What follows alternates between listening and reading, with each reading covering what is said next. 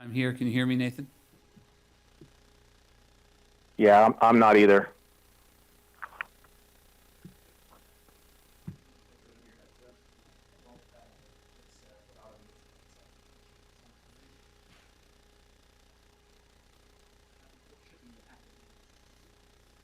Hello, hello, hello.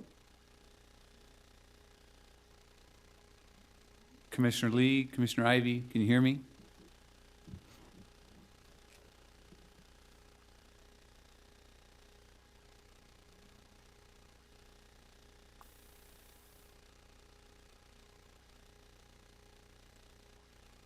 Commissioner Ivy, can you hear me? Yeah, Commissioner Lee, I've got you. Testing Loud and one more clear, time. Yeah. Nathan? Oh, there we go. There we go, Commissioner okay. Ainge. Okay, now I can hear him. All right. Yep.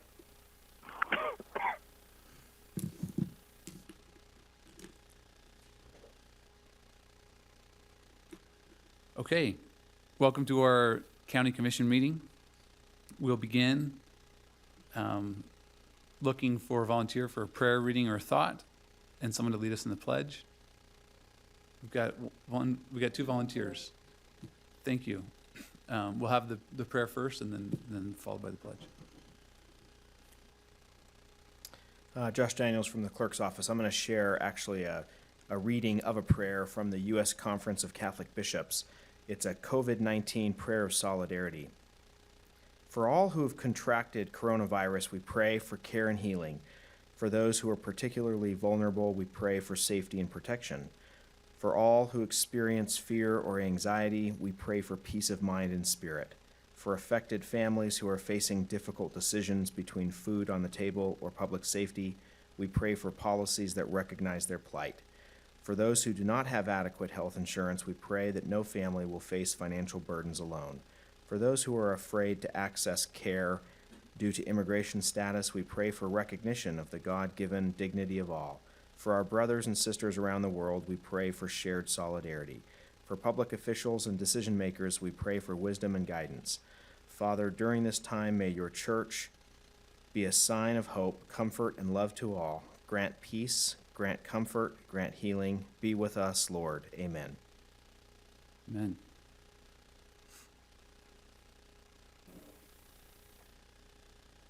Please rise and face the flag. Repeat with me. I pledge allegiance to the flag of the United States of America and to the republic for which it stands, one nation, under God, indivisible, with liberty and justice for all. Good that you busted your fingers on that, because I haven't been out through the door. Okay, we will now go through the process of building our agenda. We have 15 published consent items and 22 regular agenda items. Anything that is not held for discussion will be approved on consent.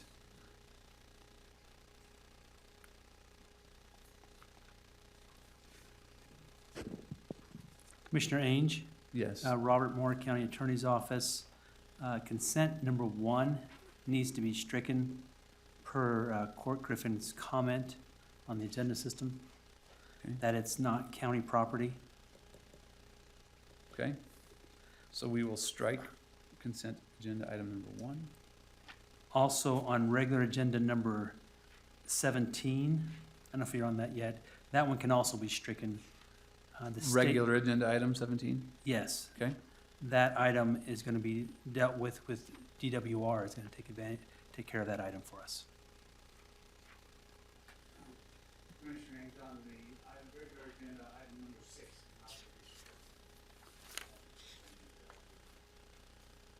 Okay. We'll strike number 6. Going back to the consent agenda, I do not have anything to hold. Either other commissioners? No, I have none on consent to hold. Okay.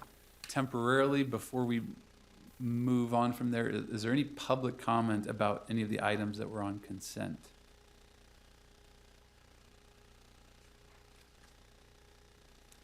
Seeing none, those are approved on consent. Let's go to the regular agenda items.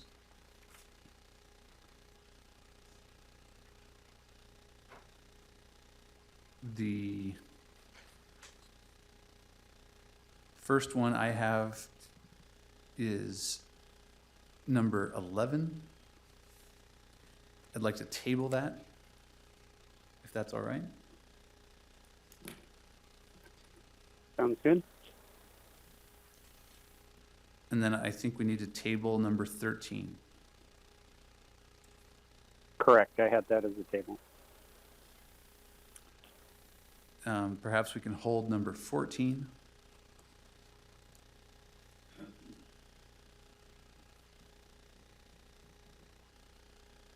I was interested on number 15. Is this meant to be a work session item, or is this meant to be actual setup for approval today? This is meant to consider putting this to a public hearing possibly on April 15th. Okay.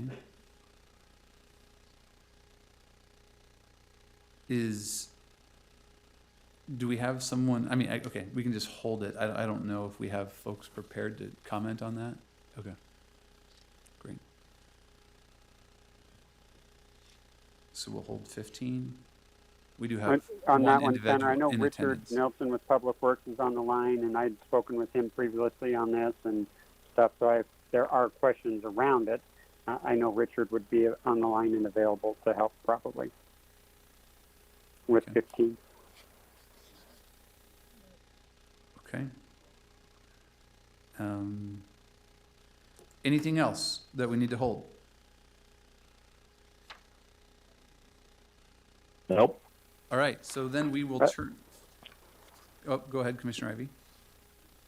No, I didn't have anything additional. Those were the ones I had. Okay, so then by my count, we turn to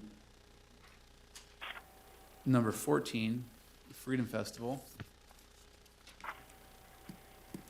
Do we know if we have anyone here to comment or on the line to comment?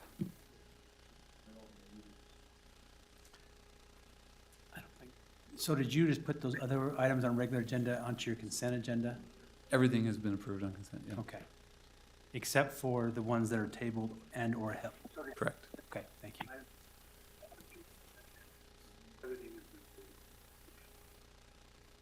So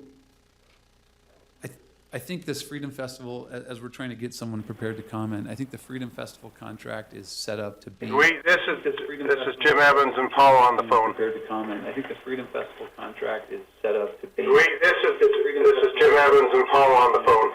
I think the Freedom Festival contract is set up to be. Wait, this is Jim Evans and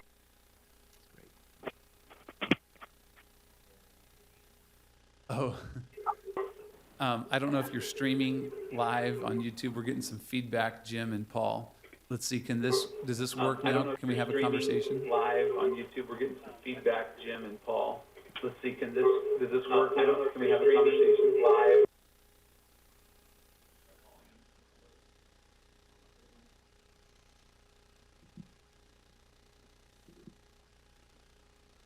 Commissioner Ainge, while you're waiting, just so you know, on the agenda is a second version of the agreement, including a redlined version of that,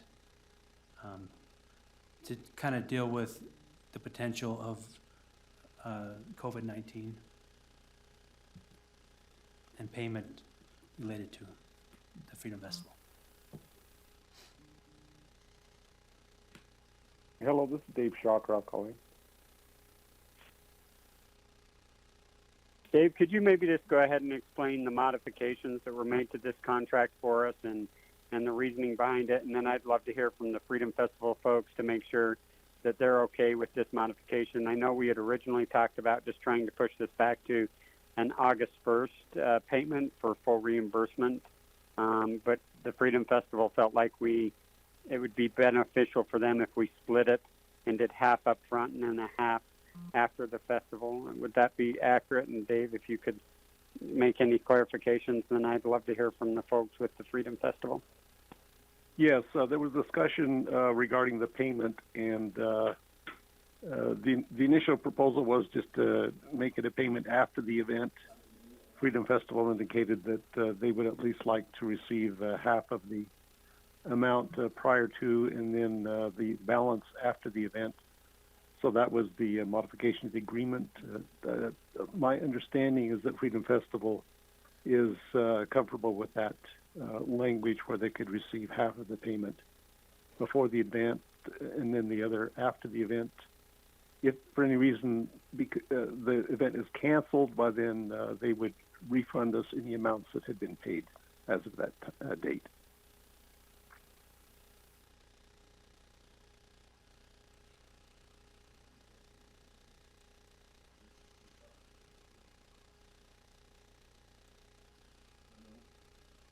Hello?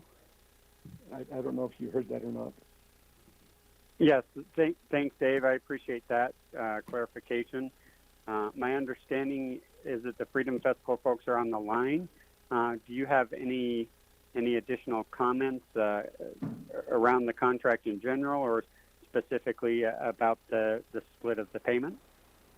No. Other than that issue, it basically tracks the same agreement that we've had for years. So that would be the only real change from prior years.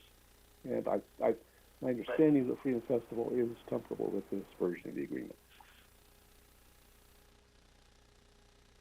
Okay, it sounds like maybe we lost We are them, on or- the line. There you go. Thanks. Any All right. concerns or thoughts?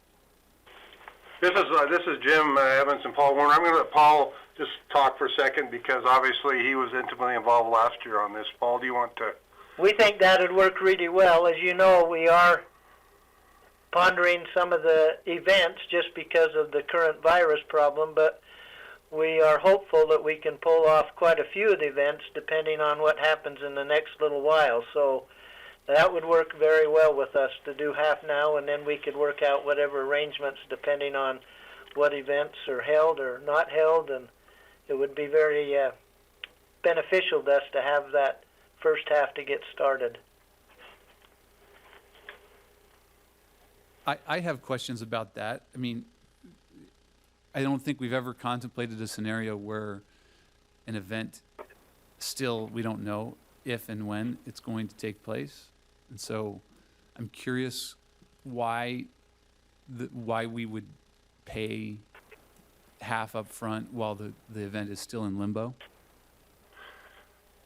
Well, you do have some, like you, we have some regular expenses going on and meeting with chairs and getting ready to do some of the things that we hope will come off. So we have some expenses that would be very helpful in terms of getting prepared for, again, the gala is one of the main events that you have, and we're hopeful that the gala, where we're getting ready to invite people to be honored and getting some contracts paid for with the convention center for one.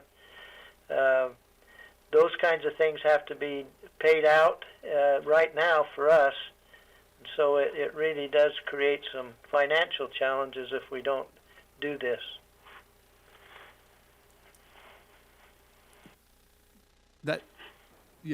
What's interesting to me is I would imagine, for example, the convention center, there's a lot of events who have canceled all the way through the summer.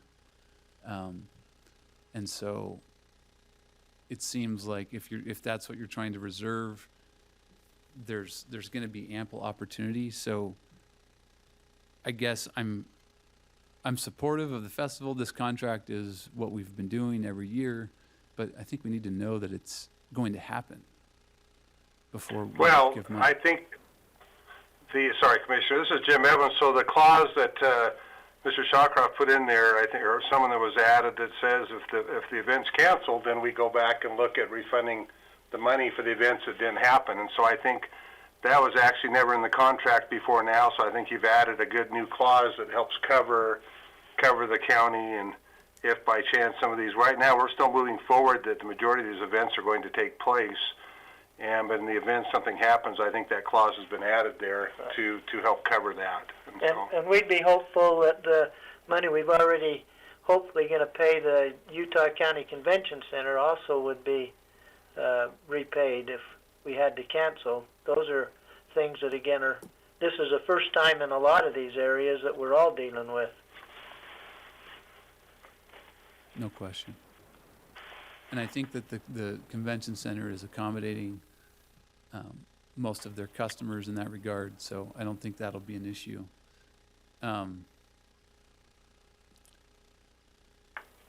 Personally, I don't know if we want to do this. I have, in this meeting, but I have questions about just what are the plans? Right now, you're saying it's hopeful, but my understanding of that clause that Dave Shawcroft put in was that if it was reduced at all, then the amount would need to be returned. And I am hearing some comments about, maybe there will be some events that are held, but not others. So I'm just kind of curious where your head is at this point. We're actually, this is Jim Evans, we're actually continuing. We've had, in the last week, had 2 meetings with our Board of Trustees and a meeting with the chairs, and we're now, setting together a matrix of the deadlines depending what happens. Obviously, we hold some of the events at BYU, and BYU is going to make a decision, I think, by the 1st of May on, the venues for some of the events. The one event that the county helps sponsor a lot, is the gala and Freedom Days, and those are not events. And the Stadium of Fire. And so we're actually, our committees are working towards holding it. We're just obviously, if we get down the road here and this goes longer than any of us thought, we can't predict. Right now we're planning. We haven't canceled any of those events. The only event that we've canceled so far is the Hope of America, because that was in the Marriott Center on the very first part of May with the kids out of school, and with BYU shut down, that's when we just couldn't do. But none of the other events have been canceled, and all the committees are working, and we're making plans towards holding those events. We just, we're going forward with that right now, I guess I should say. So it may be, I'm just throwing this out, is if you wanted to postpone this until the next meeting, we may all know a little bit more in regards, without just saying no right now, and see what happens with BYU at the Marriott Center and all of the other facilities that we have to work with, and what happens from the governor's standpoint about how many people can be together at one time. We're all, I think, sitting in kind of a unknown territory because of some of these issues that are around us. I think you're exactly right, Paul. I mean, that was just my sense, is it's not about really yes or no. It's just, should we all kind of be waiting as we try to get a little bit more information? So I'm supportive of that path. So we could continue it for 2 weeks. That would be great. So are you meeting on Wednesdays now in the afternoon? Is that the regular pattern, or? Yes. Commissioner Range, Robert Moore, County Attorney's Office. Next week, April 1st, is a regular session meeting, and then you have one on April 15th. I think 15th. I think the 15th, this is Jim Evans. I think the 15th would be better because we'll know a lot more by then. Okay. I would entertain a motion to continue this to the 15th. I will move to continue the potential contract with the Freedom Festival until April 15th. Second. We have a motion and a second. All in favor say aye. Aye. Aye.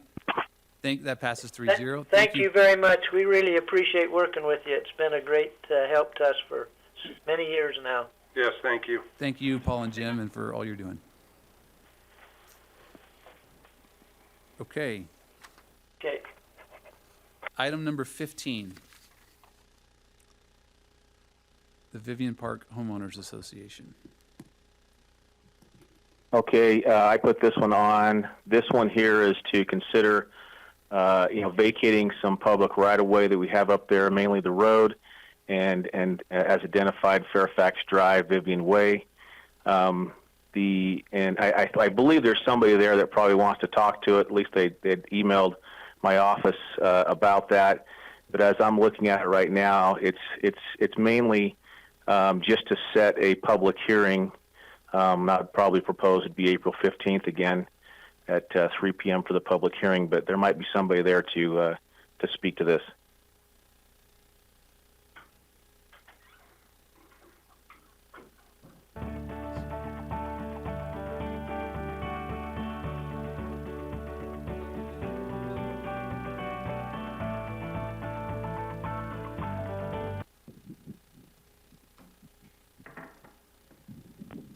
So I'm Reed Dixon. I represent the Vivian Park Homeowners Association, and we've been working on this for almost a year. I'll save a lot of my comments for the actual next meeting, I guess, because the purpose of today was just mostly to set that meeting. Well, whether we will set that meeting. Okay, well then I'll direct my comments towards the reason we should have that meeting. The Vivian Park Homeowners Association has been working on this since last summer. We have a yearly meeting. There are approximately 75 homeowners in Vivian Park. Is this ready to pull up?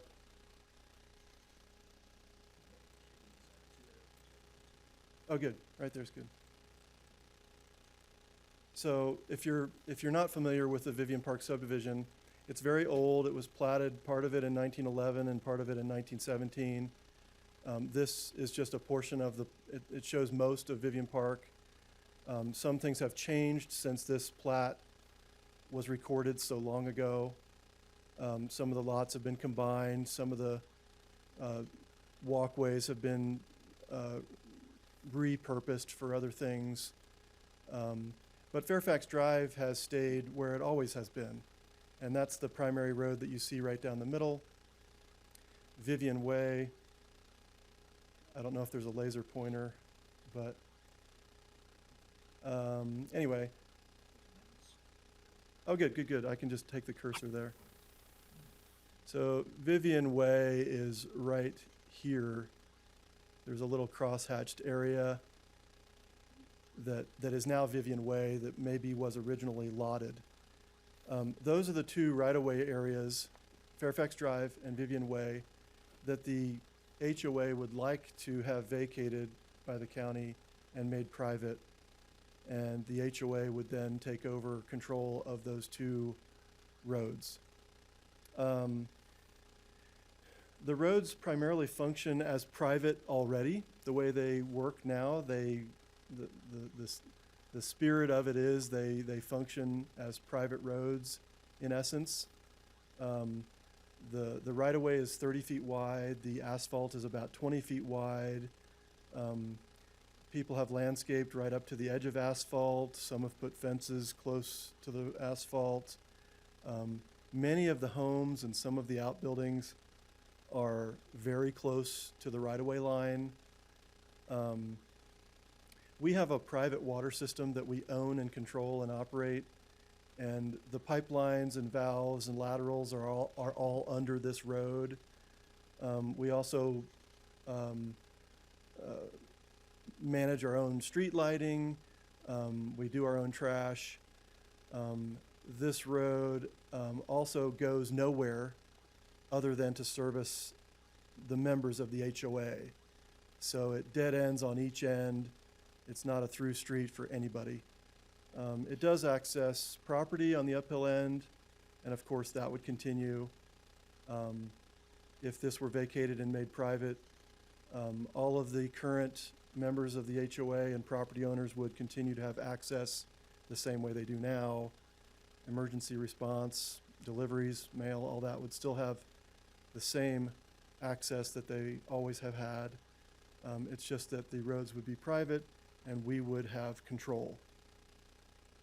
We would do snow removal, we would do asphalt maintenance, and we would have control. We've met with the county commissioners and introduced this idea and talked over some of the things that would be involved in making this happen. We've also held a vote. So last summer in our annual meeting, we held an informal vote just by raise of hands of those who were there. and the feeling was unanimous. We since then, about 2 months after Christmas, we had a formal vote that we conducted of all of the HOA members. And it was not unanimous, but it was overwhelmingly in favor of doing this. And since then, the ones who voted against, there were only 9 or 10, if I remember right. We have spoken with them, and many of them didn't understand all of the ins and outs. That's not to say that some that voted for may have changed their mind since then. I don't know. So in fairness, it was not unanimous, but it was overwhelmingly in favor of. Some of the reasons for negative votes were how much will it cost to take over this road. And we've estimated some of those things, but it's a little bit hard to know for sure how much it will cost. But we think we have a handle on that, and we think it's reasonable. Some of the things that will affect cost going forward have to do with these pictures I want to show next. And that's relative to the condition, the current condition of the road. This road, Fairfax Drive, this is looking upstream or generally south. It's kind of on an angle. You can see there's some pretty big alligator cracking and some settlement, and right now when you drive up and down this road, there's some pretty good bumps and areas that are breaking up. This road was last overlaid in 1999. So this is looking in the opposite direction from the same place, looking down towards the Provo River. And you can see that some of these areas probably should not just be overlaid, because that cracking and failure would just reflect right through. So some of these probably deserve a full depth reconstruction before it's overlaid. This is farther down the road. It's been patched and band-aided a little bit. You can see some minor cracking here. Maybe that's considered major, I don't know. But the Vivian Park Homeowners Association would like to receive the road as private, but we'd like to receive it in good condition. And good condition is probably something we need to talk about. What does that really mean? What that means to us is that it would be full depth reconstructed in certain areas of concern that we could go up and basically decide on mutually with the county where that cracking and settlement has occurred. And then a rotomill, because we have driveways and homes that would be impacted if we were to only overlay it. So there may be some rotomill areas at certain driveways where we don't want to make the grades worse or the drainage worse than it already is. And then an overlay. And we'd have to decide on thickness. But we think that if the road was given to us in good condition, like I've just listed, then we could remove this from county responsibility, and the county would, in essence, be saving money, not maintaining this road anymore, and we would assume control of the road, and that's what the residents would like to do. So we'd like to have a public hearing so everyone can express their concerns, and we can more thoroughly explain. Why does the community want this to be private? This is the intersection of Fairfax and Vivian Way, and this is one example. This planter was built by the residents right in the middle of a public right-of-way a long time ago. This road's always functioned as private. In the spirit of it has always been private, even though it is technically public. And we would simply like to have additional and sole control of how the road is used. Right now, there are people who come from the park, sometimes in the middle of the night, asking to use the bathroom, or asking for food, or asking for a ride. There are things that happen in that public park that are kind of colorful, and the residents who live right here, for example, receive kind of the brunt of that. So when those restrooms aren't open, we've even had people come in and just take firewood. People aren't home, they'll see someone with a stack of firewood and they'll take some. So we would like to have the right to say no trespassing and make the road more secure and more private and have fewer people impacting the residents from outside Vivian Park. It's not a through street, so we feel like it would not be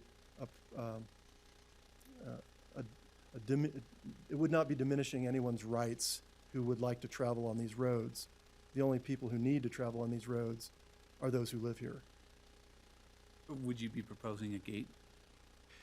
We have not made that part of this because there are certain people who would rather not have a gate.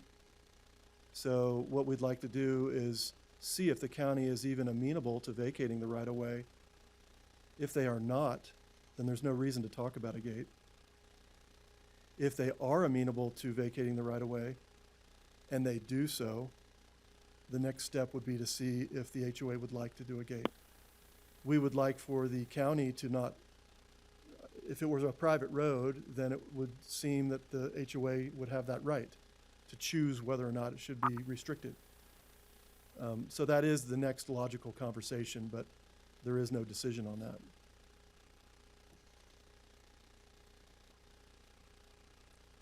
Any comments or questions from those on the phone, or comments from Richard Nielsen? This is Richard. We have had this request come across our desk. We did look at it from a cost standpoint of what it would take to do a mill and overlay. We did not look at the full depth areas that Reed had mentioned. We'd certainly be able to go up and take a look at that, evaluate those as well. But from a maintenance standpoint, this road is one that's difficult for us because of the size of equipment we have to go in there and the narrowness of the road. So we'd be in favor of looking at this to see if we can make something that works good for both the county and for the HOA. Yeah, that's good because the other end, actually both ends, but the upper end has nowhere to turn around right now. And so the large trucks that the county uses for snow removal, they actually turn around about, I don't know how far it is, maybe 600 feet, and back in the snow. I think they pave it first, or they plow it first in one direction, then they back up and turn around, then they back up again and plow the other way. And they do a good job, but that's not ultimately how we would do it. We would use lighter weight equipment and only plow it with smaller equipment for a small storm, and only bring in something big when it's a big event. For example, this past winter, we could have done the whole thing with a pickup truck. It was very light. Okay. What's interesting is I'm trying to figure out the vacating is one issue, and in some ways you would think if the private homeowners association wants to have the benefit of a private road, that you would be coming to the county, and I guess on one hand you are by saying you would take over the road, but in addition to that you're asking for some kind of accelerated maintenance to be done. And I have questions about that. We can work through that with Richard, but right, you're not asking to kind of take the road as is and take over responsibility for it immediately. So the residents have been paying taxes like everybody else, and the road would be maintained just like any other road. And we don't know when this road is scheduled for maintenance, but it obviously needs something. It receives, we think it's the fully loaded county snow plow trucks that are probably causing the most damage. So we feel like if the road were given to us in good condition, and then we were to remove the fully loaded dump trucks from driving right on the edge of asphalt, we'd probably get more than 20 years of life out of the road before it needs to be treated again. We might get 40. We might get 50 if we use only lightweight vehicles. We think it's fair to receive the road in good condition where taxes have been contributed towards that purpose, and where the road is slated for maintenance sometime soon, we don't know when, regardless. We could even do this with a contractual arrangement that it would be retreated within a certain time period, not necessarily before it's vacated or the day after it's vacated, but within a certain time period that's acceptable to both of us. Appreciate your comments, and So this Commissioner Lee. I had that conversation with Richard, and Richard, you can clarify if there's anything that I mischaracterize or say differently than our conversation. But it's on the schedule for some sort of maintenance anyway. It's been 20 plus years. And so, bringing that road up to a standard is something that we would, even if we didn't vacate it, it's going to happen as well to a certain degree. And so, I think that part of the discussion is going to happen anyway, one way or the other. Yes, Commissioner, that is true. What that treatment would be, it might be different than what the HOA is looking for as far as like a mill and overlay or full depth reclamation. Could be some other types of treatment that are what would be on our horizon, but it is something that is out there on our radar screen that needs to have some work done. And let me be clear, it's not full depth everywhere. It would only be full depth in some of those isolated areas. Those of you who are not in the room can't see the pictures I'm showing probably, unless you're looking on YouTube. But those areas are somewhat isolated. We would take marking paint and mutually decide on some of those isolated areas that should be full depth removed and replaced. So don't be confused. It's not a full depth for the entire road.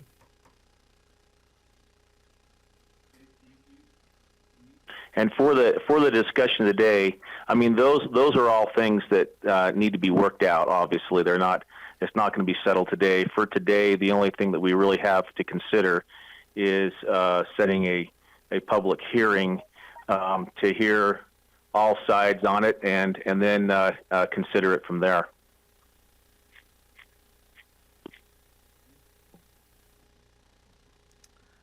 Yeah, and I'm obviously, for me personally, I'm very happy to set this public hearing to get the feedback and input that we need. Having met with many of the residents up there, and recognizing some of the unique challenges in Vivian Park, I anticipate this actually moving forward with this. I know from me, unless we hear strong objection otherwise, this is an action I'm genuinely very supportive of, as I think it truly serves the interests of the citizens the best in that particular area of the county. Okay. And as far as the details on the road and what it'll actually look like, I look forward to just ironing out those details as we move along here. Commissioners, Rob Moore, County Attorney's Office again. I think the one thing to be aware of as you're making this decision is this road is a potential access point between our trail system, and has been utilized as that for the Provo Trail going up to the South Fork Trail, which we have started to acquire properties up in that South Fork area for a trail system, and that's kind of the thought process that right now this would be an access point to allow for that to happen because it is a public road. If you vacate it, then we would have to go around that and go up straight up South Fork Road, which that's an option as well. I know we've been talking about this for many, many years. Just want to make you aware of that as you're considering it. Yep. Thank you. I think we're aware of that, and those can be items for the public, the public hearing that can come up, and we can talk about that as well from other different standpoints of those who use the road. So I'm prepared to make a motion if the chair's in order for that. Yep. Hey, this is Richard again. Could I just make one more quick comment before you do a motion? Certainly. There is one other road on the 1917 plat that I think we ought to consider at the same time. It's called Beverly Drive. It was never built, but it's on the plat. We probably need to have that be part of the discussion when we're looking at vacating these right-of-ways.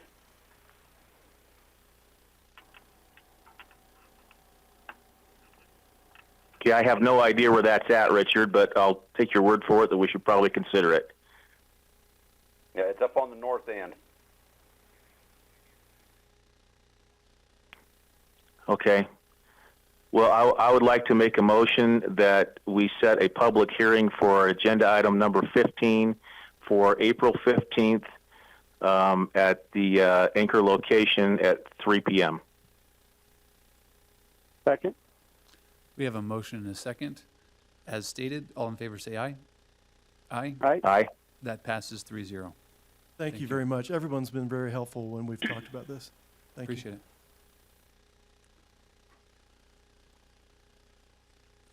Okay, I think we should skip ahead to the work session item. Okay. The work session, I put this item on there. This has, of course, been worked around for years. It's up the Hobble Creek area, and there's multiple groups that are involved. I don't know if there's people there or if they're planning on calling in or not. The thought was that we would put something together in the anticipation that it's probably just a starting block for conversation between the entities that are there, being Utah County, Cottages, Route 66, or others who might have an interest in there. Even the Homeowners Association for Whittemore, Upper Whittemore, had some interest there. And so I just want to put on a work session to hear, now that they have that draft that was given to them, some of their concerns or things they like, and hopefully there's some people who will comment to it.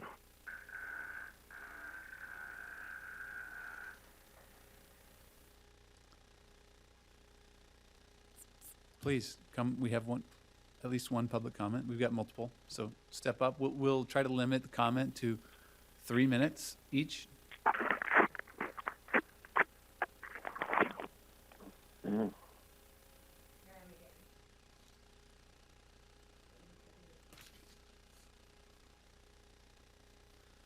I guess I'll go ahead and make a comment. This is Dion Barron from Cottages, and I'm not sure how this phone call is working, but I just appreciate the work and effort that the county's gone to in discussing this, and their labor in putting this partial agreement forward, and we support it in its. There's some discussion, I'm sure, that will come forward, but we appreciate it, and we would like to see it go forward with an agreement. And we thank you for this work.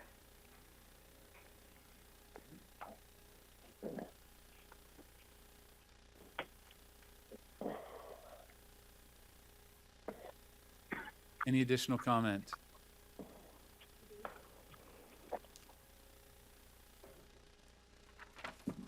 My name is Janice Reeb. I live at 146 Hubble Creek Canyon Road, Springville, Utah, 84663.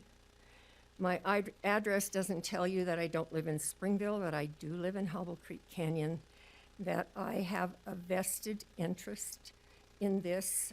I would like to call your attention first. Let me tell you my story. I have an 86-year-old husband, and he is recovering from an aortic valve replacement and Parkinson's, and they vacillate. Also, during the earthquake, it came as far as our barn, knocked our modem off on the floor. I have no internet service, and HughesNet, bless their hearts, are trying to accommodate the virus situation, and so it's been long delayed. So I would have had this online if I could have. I would like to call your attention to this map. It is important because many times we've come here with piecemeal pieces of this, but this is the county's CE1 map. This outset is what we're really talking about in gold, and it's CE2 land that is in the permitted subdivision area. The next map is a detail of that outset. It's 1,400 acres. It is prime water, Upper Whittemore watershed. This 1,400 acres was purchased by two gentlemen in 1973. They decided that they would put in 250 homes. They got approval from the county for water for 250 homes, etc. This is the concept of what the bottom third of that property would be, this is what was purchased by Tracy Tanner in 1995. It's 3 parcels. It is now known as a continuum whole piece as Springwood, a planned mountain development. There are still extant CCNRs. It was a phased development. We have talked quite a bit about this piece, and I would like to draw attention to the other piece. In 1974, the Planning Commission preliminarily approved a phased development, and the county then approved the CCNRs. As far as I know, they're still in effect. And, pardon me, in the past, when we have gone to the Planning Commission or the Planning Department and asked them, what is Springwood Plat A and B, and are they still viable? They would tell us yes. However, I don't believe the county was even aware that what we were dealing with is 422 acres, all of which have been preliminarily approved, all of which have an overriding CCNRs. There's been a lot of discussion as to whether or not, I would like to call your attention to this one with the dots. That's what we have now. This is Upper Whittemore. The dotted area is the 422 acres. All 422 acres are served by Hidden Creek Well. In the report for the approval of backcountry, the water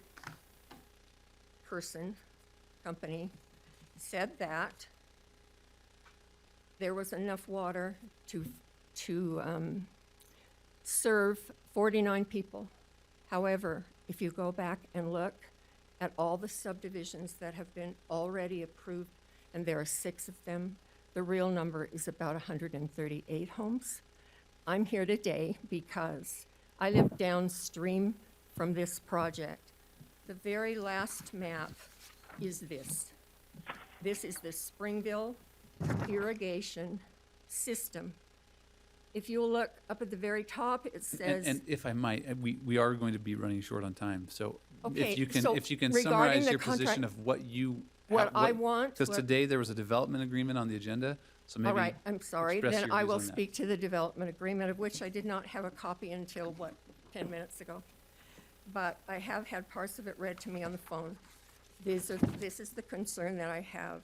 The primary one is Article 1-4, which says, in the event that water shares in the Hidden Creek Water Company are reduced in case number, and it gives a number, then the developer agrees to subordinate the water shares held in the Hidden Creek Water Company owned by developer in the water shares to the water shares in the Hidden Creek Water Company owned at the time of this agreement by the association and/or lot owners in the cottages at Hobble Creek. The reason this concerns me is because this number is part of the adjudication. It has nothing to do with this property. It has to do with Goat Hollow. Further, there are no shares agreement in this project in the Hidden Creek Water Company. And I have the opportunity to present to the adjudication. And the way they're going to distribute water is there's not enough. So they're going to peanut butter the pain across everyone.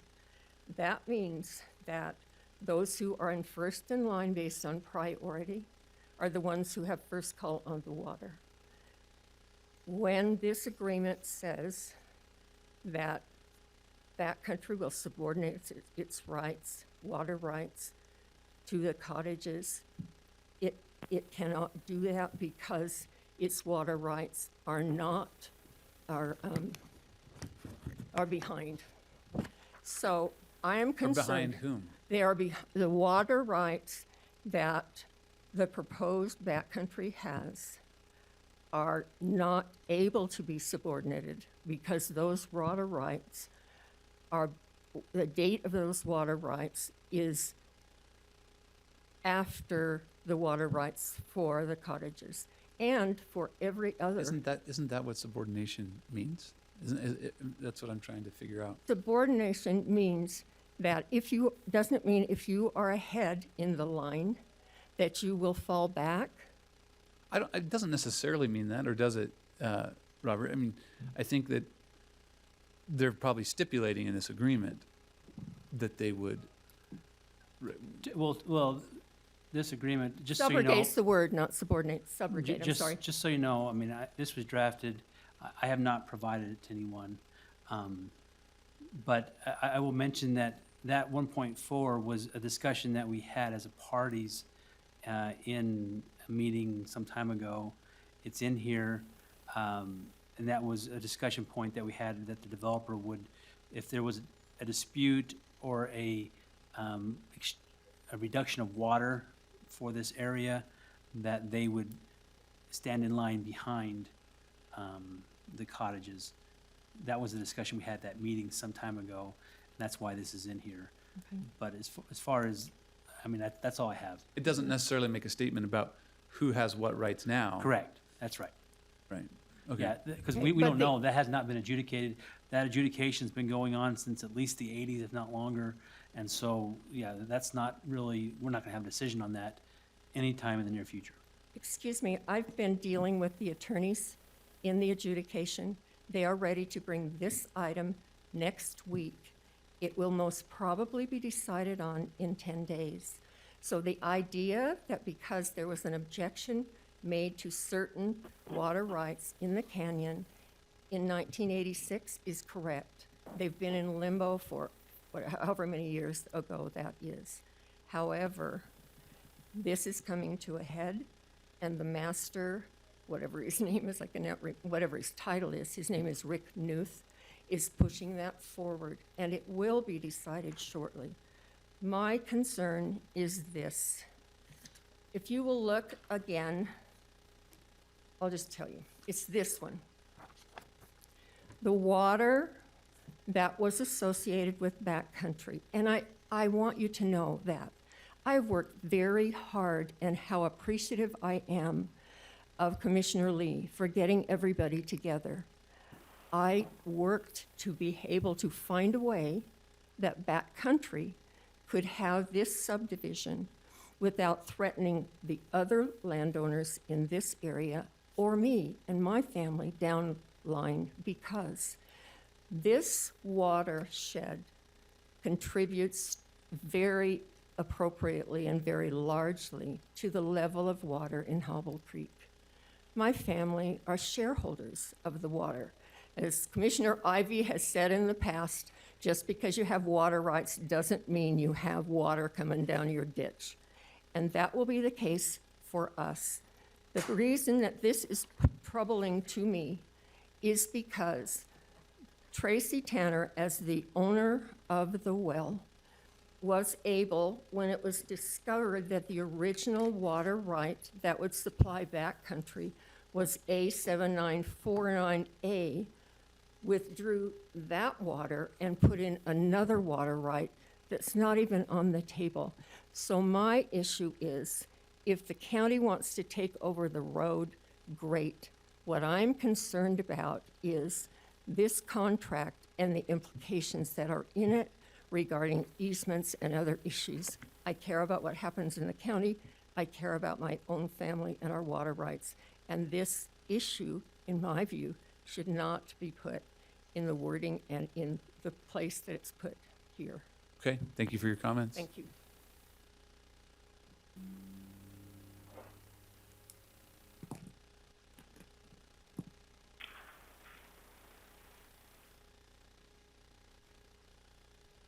My name is Richard White, and I'm with Backcountry Estates, or Route 66.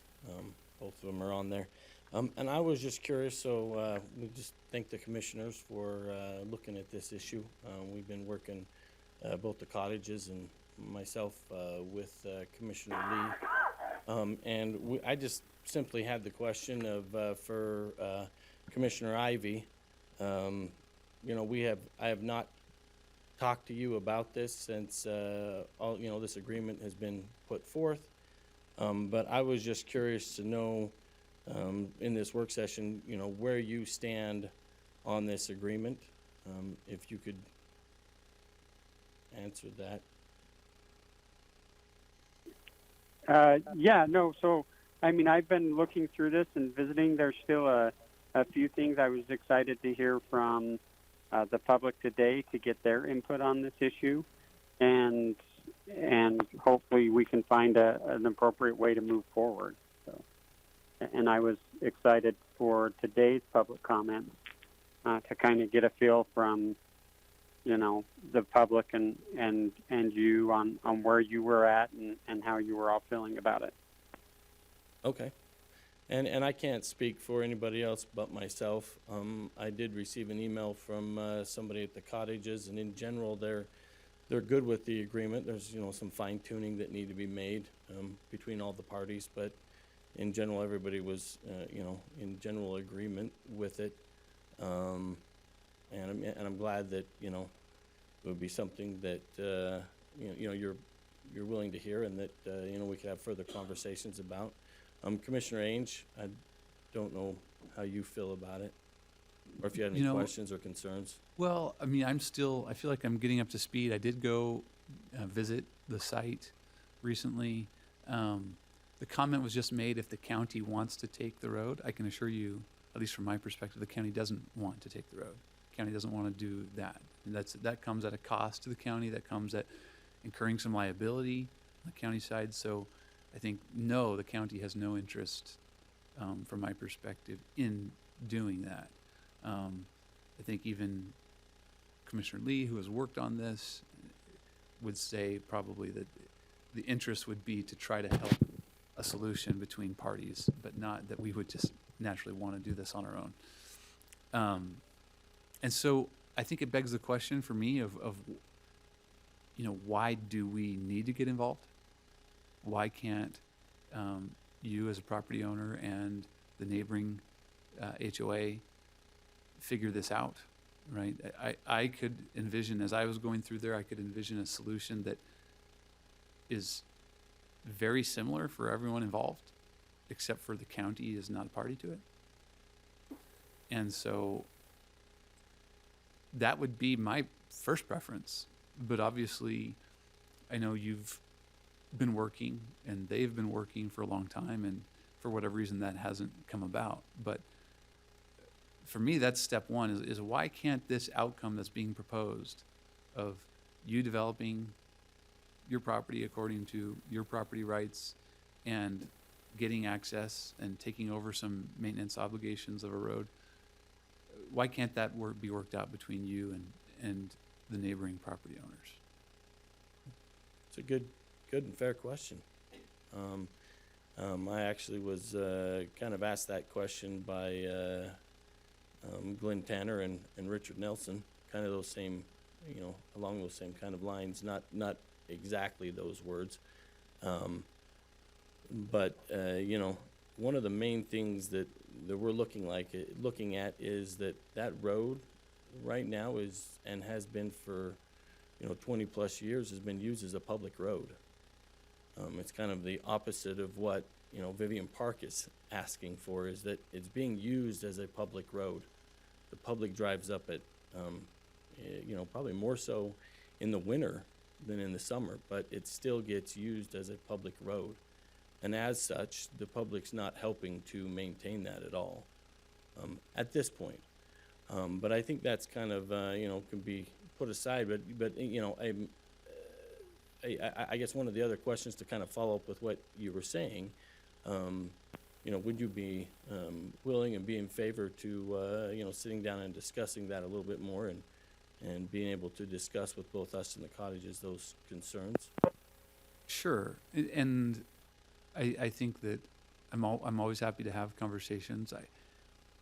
I had heard that point of view, Mm-hmm. and I think that my takeaway as I went and toured the site was that I can't really see why the public would be on that road. I mean, unless you're going to the cottages or you're going to Upper Whittemore, right now the road is not you know, and you're in a four-wheel drive vehicle, right, you're not going to be up there. So I can't imagine you get a ton of public traffic that's not from one of those two communities. You think I'm wrong on that? You get more than probably what you would think. I mean, it's sad to say, but there are a lot of trespassers that go up there and they'll park and then, you know, during hunting season or whatever, and they'll just go off hunting and just go through private property to get to the backcountry. There is the Forest Service trailhead over there with a parking, but it doesn't get used all, you know, as much as it probably should. And so there is a little bit more than what you would anticipate. And it is fair that you're saying that, because you would think that it doesn't get used as much as it does. It's not like it's a main. No. And It's you a have to high grade. turn It's not a off. main thoroughfare. Yeah. You're correct. And you're 100% correct that you wouldn't think it gets that much, but it gets more than you think it does. Okay. And you see that more as you live up there, but yeah. Okay. I wonder, Richard, if I could jump on this, Commissioner Lee, just to clarify, you know, my perception with it and in looking at it.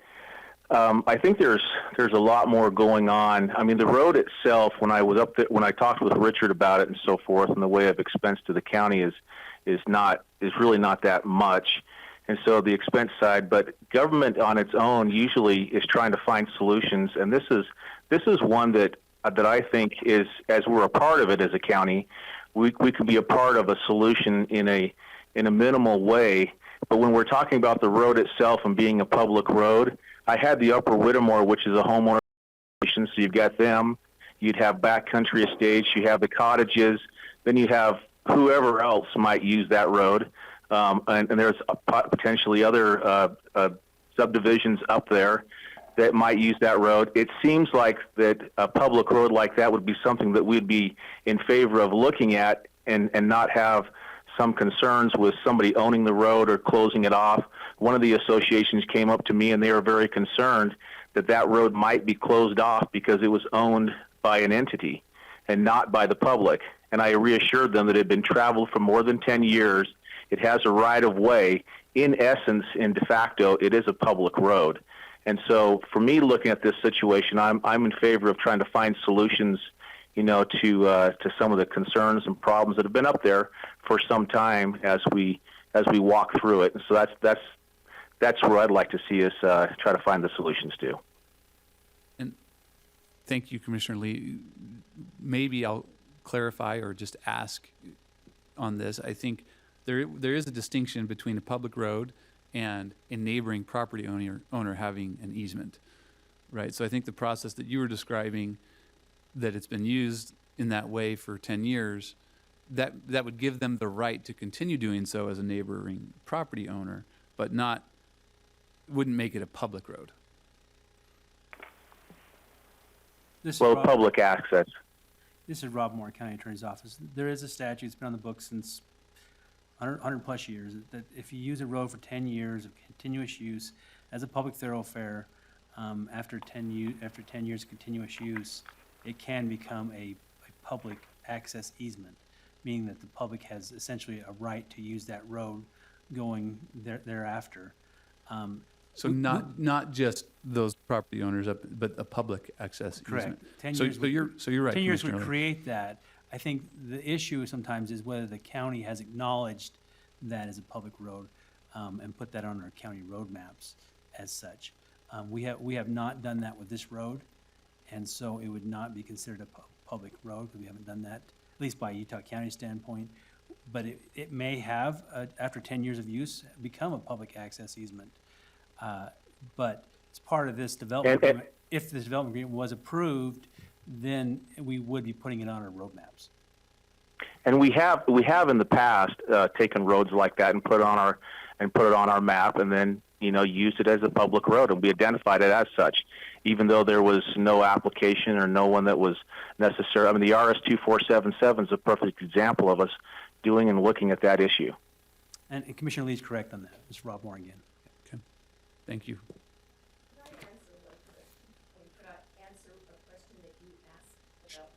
Commissioner Ainge, if I could jump in, this is Richard Nelson.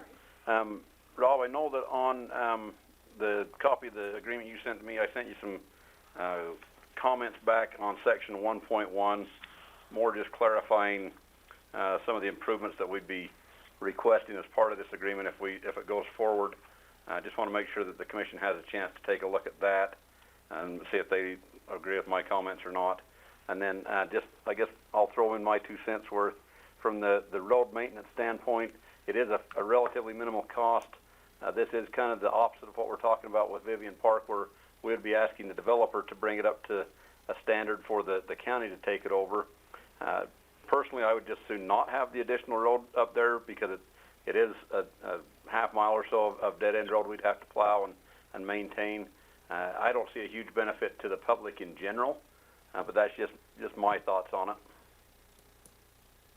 I think that when I took the visit, that was another challenge, I think, to the public road argument. I can certainly see both sides, and I'm willing to have a conversation. But when we are talking about building a roundabout right there, or a turn area, it makes it that's kind of harder to stay consistent with the idea that this is a public road. It's really, I mean, I think we all kind of know what having a public road does in terms for the development.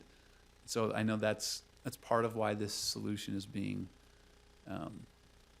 put forward is to solve some of the other property and development issues, not so much that everyone agrees that this is clearly a public road. Right, and we can talk about this more later, but one of your comments you just made about a roundabout, you said that kind of took it away from a public road? Yeah, I mean, so I think, for example, you were saying that the public has been using this road for a while. Commissioner Lee made that point. I think that use would be more going from Hobble Creek Canyon Road up to Upper Whittemore and kind of through that area. So I can't imagine that the public would say that historically they've been using it to go up 100 yards and turn around and come back to Hobble Creek Canyon Road. I would agree with that. So that was the kind of the point I was making. Yeah, with what you were just saying in mind, yeah. So that was more to make it so that portion of paved road would now be in compliance with a public road. We'd be required to put a turnaround at the end of the asphalt. The other option would we have to, somebody would have to pave it all the way up to where the public would need to be ending, I guess. But yeah, and so thank you, commissioners, and I can't speak for the cottages, but I think they would probably agree that we'd like to sit down with Commissioner Ivey and you, Commissioner Ainge, to be able to further discuss this item and see if we can come to something that works for everybody. Thank you. Thank you. Sure, you can make a comment. I would like to answer your question as Let's have her state her name again, please. Excuse me, Janice Reeb. I would like to answer the question as to why this is an issue and why the homeowners can't just work it out. They would like to. This is the dilemma. In order for backcountry to be approved, it has to have two public accesses onto access egress onto a public road, and they don't have that. What they have now is two accesses, a looped road in this subdivision that comes to an easement, but not a public road. So in effect, although we would like to accommodate Richard, we can't because of the Utah County Land Use Ordinance. The other problem is the water. By the way, I'm told that's not accurate. Could you tell me? Could you clarify that? So my understanding is that the HOA could grant access to the neighboring development. But it's through their property. Sure, but that would be a perfectly, the two private developments could agree that there's access through that community, and the new developer could still pave and take over maintenance responsibility for the others. So that's what I'm saying. That's almost the exact same solution. Okay, but let me tell you why it isn't. If you look at the whole map, you will see that Springwood Plat A, which is 42 lots, and Springwood Plat B, that is another 41 lots, are intricately in the road system and the water system that comes through backcountry. So if the cottages, and I don't live there, but I believe I know what would happen. If the cottages gave access to their private road, which would qualify Richard, what they would do would be to open the door for 83 more cabins that have already been approved, and the lots have never been developed because of this very problem. So I would appreciate... I understand that, and I know you've made that comment in the past. Okay. For me, there's a lot of detail on that, and the question becomes really, is there a way for the two private owners to achieve the exact same outcome that we're talking about and still, not change whether those other lots do or do not have rights? I'm not sure that the county involvement is what all of that turns on. Okay, I'm saying the same thing. If there could be, I would like to be put in the place of the other. And again, for me, it's about water, because it's not simply the access that's the issue, it's the water. And I think that those issues could be worked through, but I don't think they can be worked through with a myopic view of these two subdivisions without including the other subdivisions that will be using the water in the well. The RBNG report says there are 49 users of the well. So with all due respect, I mean, this is helpful to have you here, but for example, I think the county involvement would only have to do with the road. Water issues would not be different whether it's a county road or whether the two HOAs come to an agreement. Is that a fair statement? We would not be involved in the water issues, that's right. We would be And involved in the road. so you're raising some issues, which that just shows me, and I know you're just speaking as one member of the HOA at the Right. cottages, but I'm not a member of the HOA in Cottages. I don't represent them. I live 2 miles down the canyon. My concern is development, more development, and setting a precedent for more development. And there are now 120 vacant acres that would piggyback on this. That's my concern. And if we could be included in the discussions as downstream people, again, I'm very supportive of whatever needs to be done for Richard White. Thank you. Thank you. Can I make one comment? This is Dion Barron, and I am in the cottages. Yes. There is also one other issue that I think that should be brought up at this time, and this paved portion that the cottages is required to maintain as part of our plat has much more pressure and maintenance than was originally intended, because the property up above us, Upper Whittemore, then if it becomes Springwoods, then if it becomes backcountry, backcountry isn't part of a partial restricted development, where the others are only supposed to be able to come 180 days a year. And the county has found no way of policing the 180 days a year, and so there's many people that live up there year-round, and will continue to, more and more people will live up there year-round.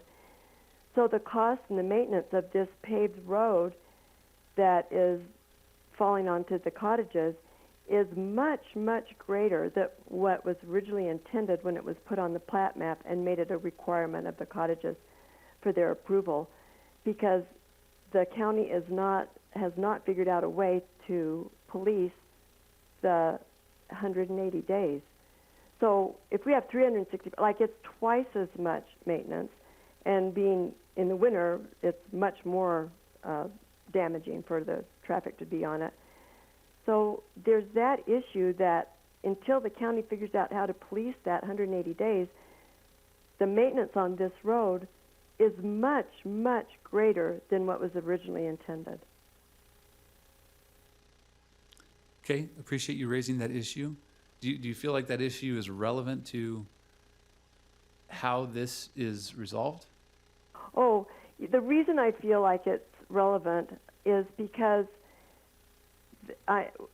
in this agreement that we're talking about in this working session, is the county would take over that portion of the road when it's brought up to the standard that you desire.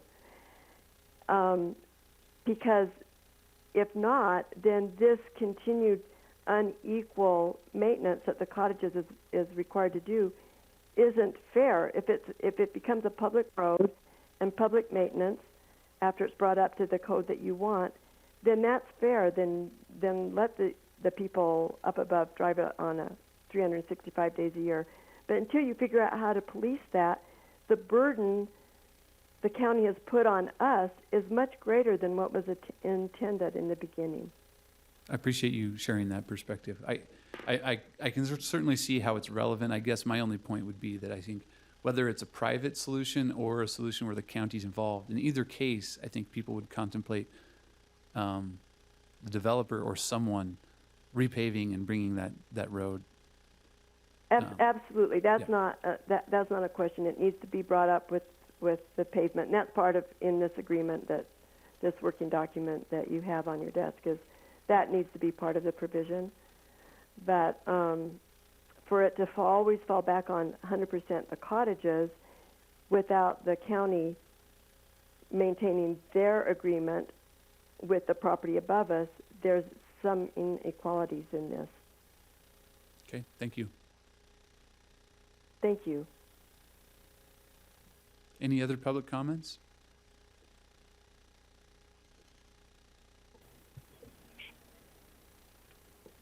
Okay, seeing none, I think we are done with our work session. Any other comments or anything else from either commissioner?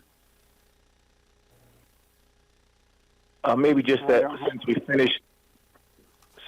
since we finished that, I'm just glad that we have it out there now. People have the proposal so they can take a look at it, and further discussion can happen with the information that we have, and I'm sure there's. I mean, I'll be the first one to admit it's not perfect, and we still have adjudication going on. And if it happens soon, that'd be great. I'd love to have that issue resolved, and then we can continue with some discussion. And that's the reason why I put it on there as a work session item, so that we can have this discussion and hopefully move forward. Okay. Thank you, everyone. Thank you, Commissioner Lee. I guess before we decide which closed sessions, I'll just one more time, not just about the work session, but any additional public comment on any topic. Sure. This is Julie Blaney. I don't know if this is the right time to ask to make a comment concerning the proposals that have been going forward today and concerning the referendum that we just finished working on. Is it okay to ask this question now? You can make whatever comment you'd like, Julie. All right. Well, as you know, we worked very hard for 45 days and turned in 22,500 signatures. I know that the county has made comments that probably is not enough signatures to make it through the validation process. But in light of the virus that has shut down businesses all over this county, and I've been hearing from business owners alike, we're all feeling like it was the wrong time to raise taxes, that if it's possible for you to look at your budgets again and roll it back. The businesses that are staying open are operating at about 50% of normal business. It's going to be a real tricky situation for these businesses to even survive right now. I know some of these small businesses, they have mortgages that are $6,000 to $10,000, not mortgages, but even lease payments that are $6,000 to $10,000 a month, and the money coming in is just not there. And it seems to me that it would be a heroic move for the commissioners to go back to their budget and make the cuts that are that would mean the world to the people of Utah County. It would show us that you really care about the people of the county and not only about growing the county. And I don't mean that in a negative way. I hope you won't perceive that as a slam, because I don't mean it that way. But people are truly suffering, and I hear from these people every day because they're people that reached out to me during the referendum. And I think that it's time. These people are not getting checks while they're shut down. And I know that's very different from county employees, but these are the real people that are making the money. Is there going to be tourism in Utah County to pay for a Freedom Festival? Will there be any tourism money to speak of? Tanner, I really appreciated your concern and your carefulness with that issue. I listened, and I was pleased to hear you being so careful with paying half of that money up front. We don't know if there will be tourism or not. And we don't know that there will be money for any of the businesses to pay their normal taxes, let alone the increased tax. And I ask you, gentlemen, please think about the people of Utah County and show us that you care about the people of Utah County, and open it up and see what you can do. That's all I have. Thank you, Julie. There's another comment. My name is Leah White, and I'm one of the owners of Route 66, along with Richard. I just felt impressed that I needed to address your question that you had earlier of why we don't come up with some other solution to developing our property. And I just really felt like I needed to get up here and let you know that we have really tried. And we made a commitment in the very beginning that we were not going to bring a lawsuit against our neighbors or make this really ugly, that we've really tried to make this a peaceable experience because we plan on living there, right? And we want to have a good relationship with our neighbors. And these are our friends. These are people that we go to church with, that we plan to help and build a future for our family and be good neighbors. And so, and as much as we've tried to work together and come up with compromise and make something work without a lawsuit, it just hasn't happened. And we're really concerned that if the county doesn't help us out, that this will just kind of fizzle and go away, and we'll just be stuck with this property that we can't use the way that it was zoned to use, and take the rights and the easements that we feel like we have, and use them the way that they were meant to be used without our public officers that we voted in and that we trust to help facilitate that a little bit. And so anyways, we just don't want it to be ugly. We want it to be happy and positive. And we've really, especially my husband, he's amazing at this, but he's really put a lot of work and effort into trying to make that happen. And we feel like turning this small portion of Whittemore Road into a public road, which we are going to be footing almost all of the improvements on in order to make that happen, we feel like that's the best solution. And so that's the answer I felt like you needed to hear. Thank you. No, thank you for sharing. And I certainly appreciate that. I will respond just to say that, I am willing to have the conversation and learn more.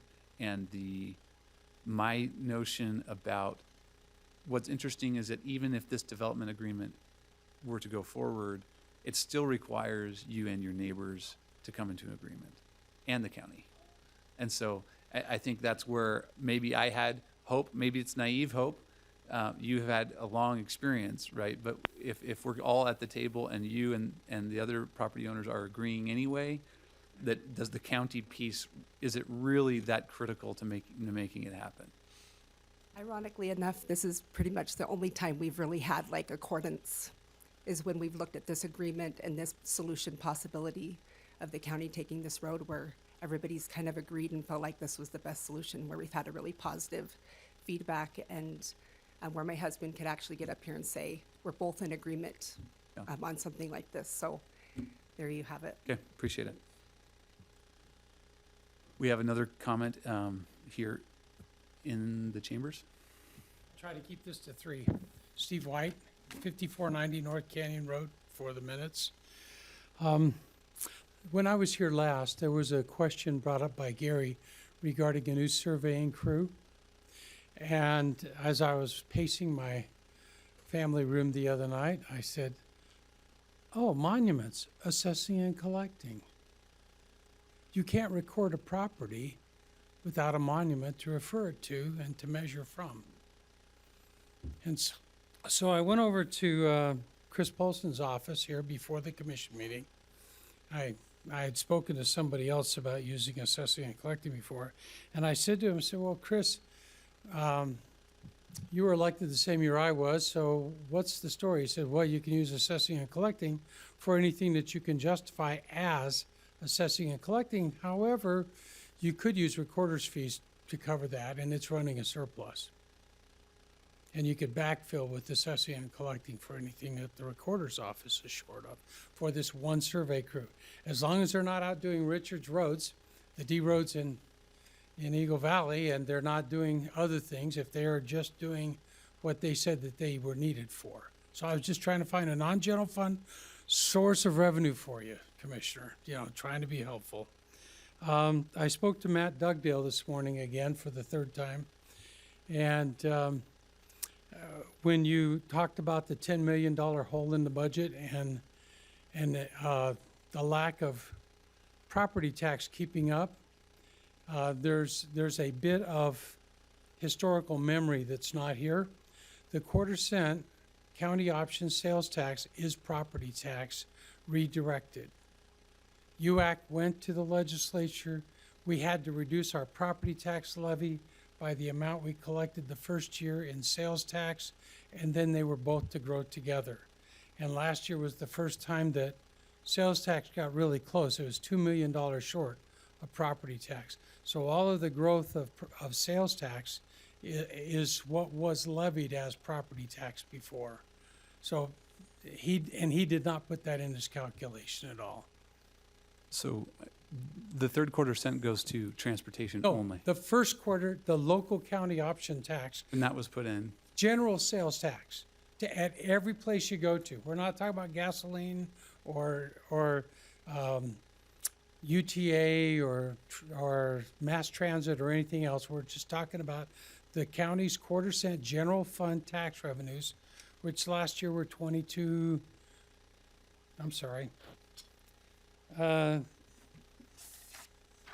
$22 million. Anyhow, it's, there it is. I'm sorry, $32,606,497. That was all in lieu of property tax on something that then Commissioner, now Governor Herbert, worked on getting through the state legislature so that we wouldn't have to raise property taxes so much. So when you look at what's been the growth of revenues, the sales tax was part of the property tax, that 1/4. Now, the 1% we get up at Sundance, that's just like being in a city. Doesn't count toward that. But the 1/4 cent that's charged at every business that's taxed is a property tax in lieu of. So can I ask, I'm curious, and I appreciate your comment about the surveyor on this amount. So what is the relevance of this county option sales tax issue, the historical, and the $10 million deficit? Well, there's a nasty rumor running around the county that is somehow Commissioner Ellerson and Commissioner White's fault, that you had to raise taxes so much because there was no growth in taxes coming in because nobody raised the property tax. And actually, in the last 5 budget years, there's been $16 million in new sales and property tax revenues. It's not like there aren't new revenues. It's just nobody's been willing to say no to the Dream Team. Everybody comes in with all of these Dream Team desires, and the question is, are you going to say yes or no? I mean, I said to Brian Thompson, I would never give him another penny for elections until he got rid of Scott Hoganson. And he wouldn't get rid of Scott Hoganson, so we didn't give him another penny. just because it was, no matter what we did, it was run wrong every time. This last election, great job. Okay, Roseanne did a but wonderful job. Would any of the things that you've raised have changed the fact that we were staring at a $10 million deficit without any new expenditures? Well, that's a budget problem, not a revenue problem. That's the point. If revenues came up in the last 5 years by $16 million in total revenues, and that's a cumulative total and now an annual year over year using 2015 as a baseline from the year prior, that's a matter of budgeting. It's not a matter of there wasn't money there. It's a matter of making choices. And so I'm just saying, making choices, but we still have that $4 million problem out at the county jail, and we need to solve that problem. I don't disagree with that. And it's not anything that the current sheriff's doing. It had to do with an ICE contract. So I didn't want to come and get into an argument. That's not it. I'm just saying, here's a way to fund this thing, and that was a nice chunk of change, you know, $283,000 that you don't have to pull out of a general fund somewhere. And if we can go and find every place that we could make that kind of an adjustment, I think we can do much better in not having to put the burden on those homemakers who are my age and living off of retirement funds and not having increased incomes coming in, and keep it a rational amount. So let me also respond. Let's have the dialogue a little bit of, so we were staring at a $10 million deficit. Again, that's without any new spending increases. Last year, Okay. the budget deficit is $2,344,179. That's the deficit last year.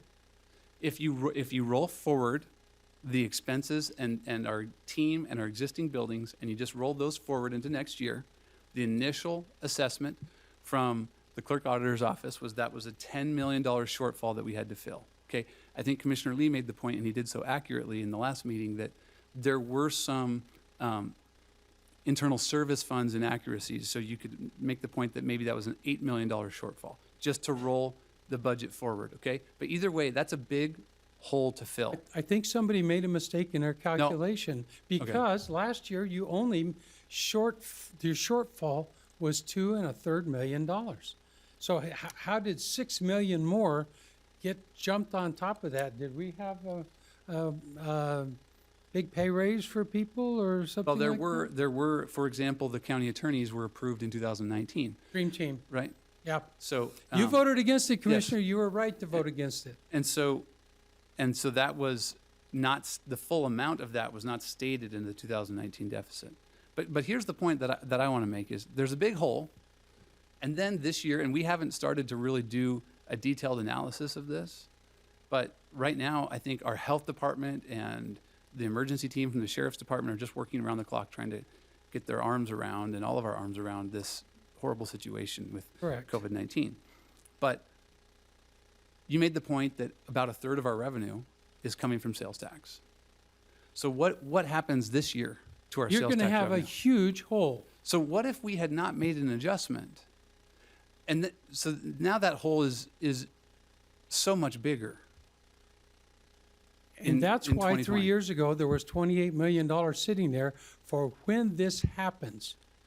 A $3 million and a $2 million in the rear view mirror deficit for 2 years in a row. That's why I said you weren't at fault, Commissioner. You know, you're standing here defending other people's lack of vision and lack of discipline. And so... Well, we will agree on that. We'll agree on that commissioners of the past put us in a horrible budget situation, okay? I'll say that. I don't like to dwell on that, but it's a fact of the matter, is that the county finances were completely mismanaged for many years. But now, what do we do? And so that's the problem is when people want to talk about that, it doesn't address the issue that we had a big budget gap, and it's going to be even bigger in a world where sales tax revenue declines That's this right. coming year. And so the first thing I would have done, and you've already done it, there'd be a hiring freeze in the county. The second thing that would have happened is we'd have said, well, we're going to underfill every position, and we're only going to fill those which we absolutely must. And we're going to use trustees as much as possible in the jail kitchen and everything else that we can do to hold down those costs. And then we're going to look at shifting personnel as much as we need to make sure that this works. And those adjustments, as much as I appreciate what you just said, those don't solve the whole.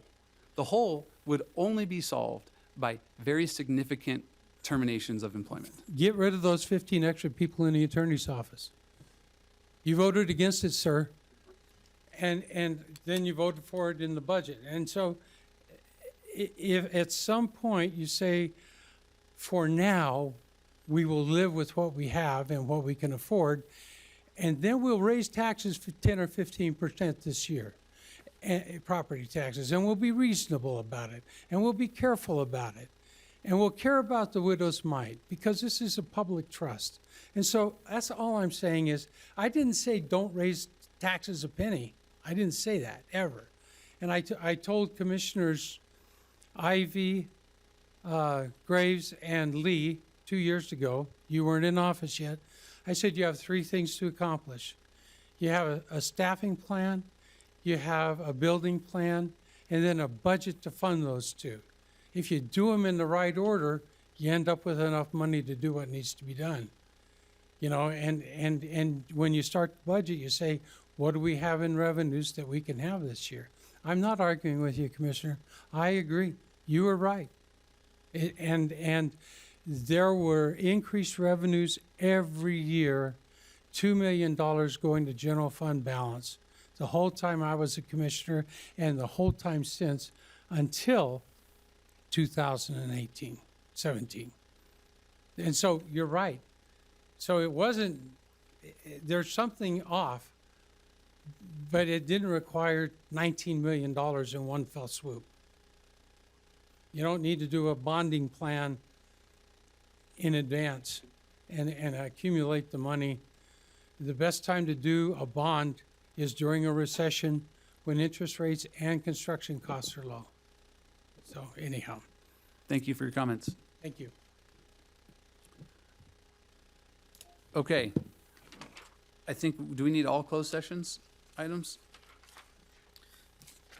Commissioners Rob Moore, we need 19, 21, and 22, and you could strike 20, please. Which means that we need, Actually, I think we need 20. oh, you do need 20? Yeah. Okay. Okay, I'll go ahead and make that motion then. I will move that we approve and set a date, time, and location for the meetings described in regular agenda items numbers 19, 20, 21, and 22 for today's date at the completion of regular business. Second. We have a motion and a second. All in favor say aye. Aye. Aye. Thank you. We will now move into our closed session.